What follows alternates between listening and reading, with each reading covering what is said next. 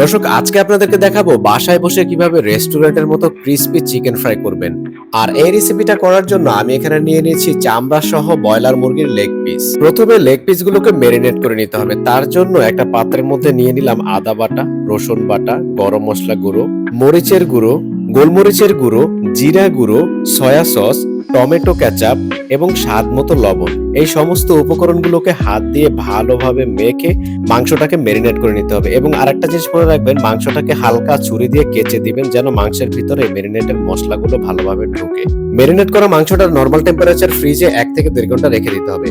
এরপর চিকেনটাকে কোটিং করার জন্য আমরা একটা পাত্রের মধ্যে 4 থেকে 5 টেবিল চামচ ময়দা, 2 টেবিল চামচ কর্নফ্লাওয়ার, 1 চিমটি গোলমরিচ, স্বাদ মতো লবণ এবং দিয়ে দিব ব্রেড ক্রাম্বস। এই ব্রেড ক্রাম্বসটা কিন্তু চিকেনটাকে অনেক বেশি ক্রিস্পি করে। চাইলে আপনারা ব্রেড ক্রাম্বস ছাড়াও ক্রিস্পি করতে পারবেন।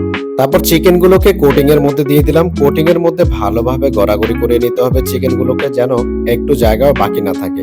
তারপরে এটাকে একটু পানির মধ্যে হালকা চুবানি দিয়ে আবার এটাকে কোটিং এর মধ্যে আবার গড়িয়ে নিব।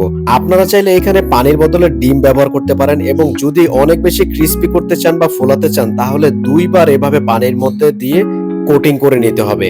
আমি এখানে একবারই পানির মধ্যে চুবিয়েছি এবং এই হচ্ছে আমার চিকেনের অবস্থা কোটিং করার পরে। এখন এই চিকেনটাকে আমি ডুবো তেলে ভেজে নিব।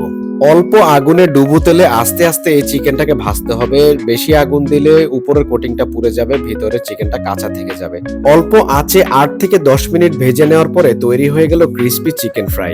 দর্শক, ভিডিওটা যদি আপনাদের ভালো লাগে কিংবা আপনাদের উপকারে আসে তাহলে ভিডিওটা লাইক, কমেন্ট, শেয়ার এবং চ্যানেলটা সাবস্ক্রাইব করে আমার পাশেই থাকবেন। ধন্যবাদ।